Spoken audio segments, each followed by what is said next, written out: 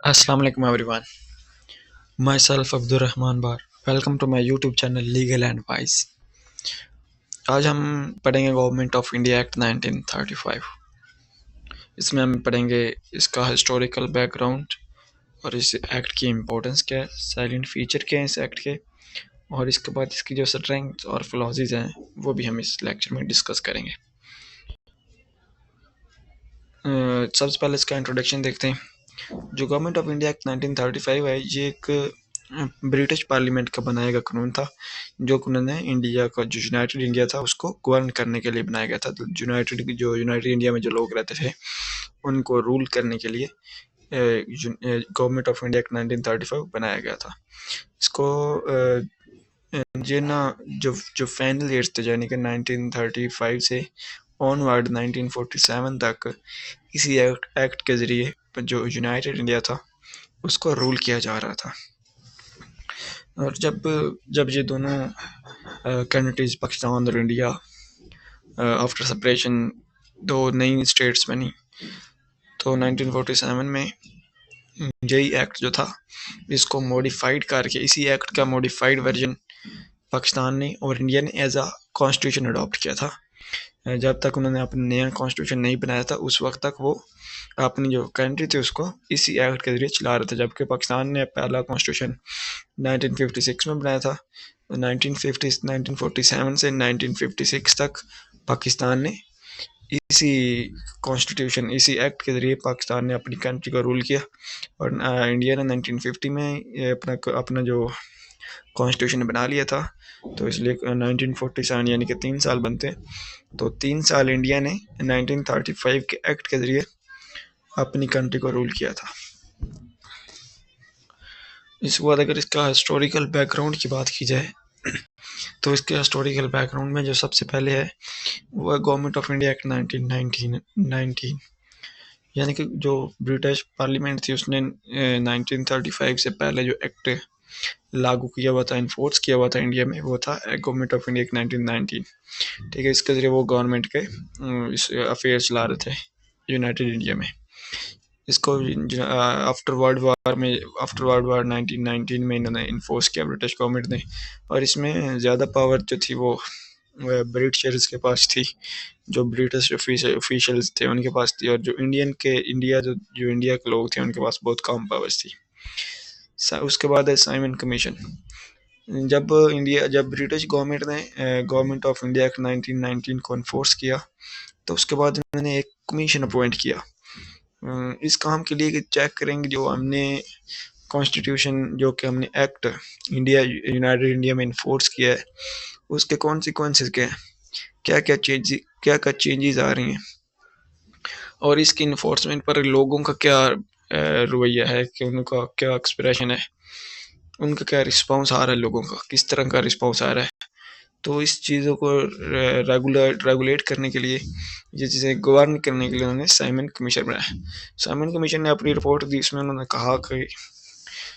कहा कि जो DRK सिस्टम है ना इंडिया में, इसको ख़त्म होना चाहिए और प्रोविंसेस को ज़्यादा से ज़्यादा ऑटोनॉमी देनी चाहिए। यानी कि उस वक्त जो पावर थी वो ज़्यादा जो थी वो ब्रिटिश ऑफिशियल्स के पास थी। तो उन्होंने साइमन कमीशन ने ये सुजेस्ट किया कि एक तो DRK सिस्टम ख़त्म किया जाए, और दूसरा उन्होंने कहा कि जो प्रोविंस है इनको ज़्यादा पावर दी जाए, और इनके अंदर एक रिस्पॉन्सिबल गवर्नमेंट को कायम की जाए, जो कि लोगों को रिस्पॉन्सिबल हो, या पार्लियामेंट या जो लेजिस्लेचर होगी उसको रिस्पॉन्सिबल होनी चाहिए।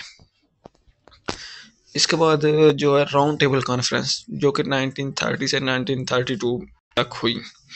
जब साइमन कमीशन के बाद उन्होंने यूनाइटेड किंगडम वालों ने उन्होंने कहा कि यार हम डायरेक्टली जो इंडियन लीडर्स हैं उनसे ही पूछ लेते हैं कि हमने किस तरह का जो कॉन्स्टिट्यूशन बनाना है, किस तरह का हमें जो एक्ट है किस तरह का बनाना चाहिए यूनाइटेड इंडिया के लिए। तो उन्होंने जो बहुत सारे ना मेन जो मुस्लिम लीग के जो लीडर थे उनको बुलाया, जो कांग्रेस के लीडर थे उनको भी बुलाया, और जो प्रिंसेस थे, जो स्टेट थे प्रिंस थे, उनको भी बुलाया उन्होंने कि आप आए और हमें बताएं अपनी सुजेशन वगैरह थे कि किस तरह का आपने कॉन्स्टिट्यूशन या एक्ट बनाना चाहते हैं।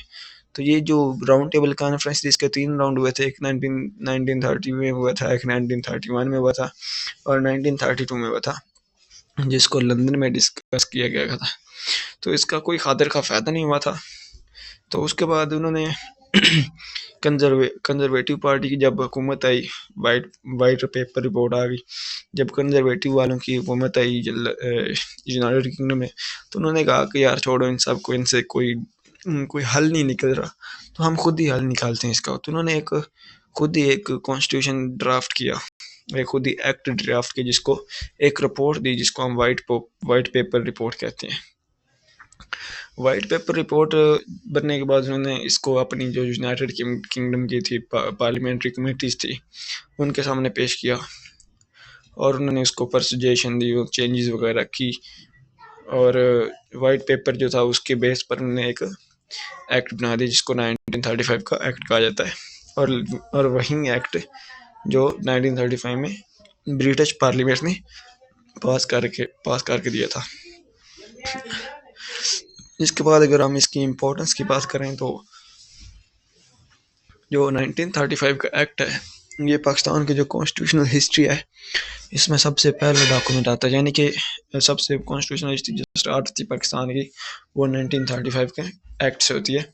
और जब 1935 का एक्ट इन्फोर्स किया गया और पाकिस्तान और इंडिया जब अलग दो स्टेट्स बन गई, तो जो फर्स्ट इंटरिम कॉन्स्टिट्यूशन था पाकिस्तान का, वो 1935 का एक्ट था। 1935 के एक्ट को as interim constitution of Pakistan लिया गया, इसकी ये बहुत ज़्यादा इंपॉर्टेंस है। और जब पाकिस्तान बन गया, तो तकरीबन 9 साल तक इसी 1935 के एक्ट से पाकिस्तान की जो स्टेट थी, वो 1935 के एक्ट के ज़रिए चल रही थी। इसके बाद ये कॉन्स्टिट्यूशनल फाउंडेशन बना। पाकिस्तान की जो असम्बलीज थी, उन्होंने इसी को ही एज अ मॉडल देखा 1935 के एक्ट को, और अपनी जो पाकिस्तान की स्टेट थी उसके लिए कॉन्स्टिट्यूशन बनाने की कोशिश की। ये किस्म का रोड मैप डॉक्यूमेंट था कि पाकिस्तान की जो कॉन्स्टिट्यूशनल असम्बली थी उसके पास एक नमूने के तौर पर काम कर रहा था, जिस नमूने को देखकर हम जो हमारी जो असम्बली थी वो एक नया कानून बना रही थी।